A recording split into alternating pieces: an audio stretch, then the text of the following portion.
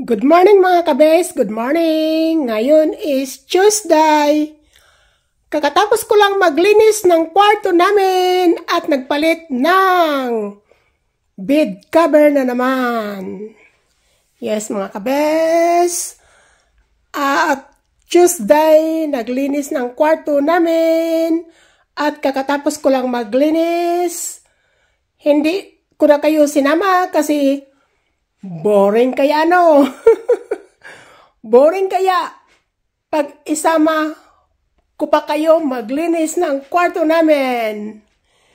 Yes, so yan ang natapos ko ngayong araw nga nagpalit ng bed cover. Okay din mga kabes, hanggang dito na lang tayo. And kita-kita kits.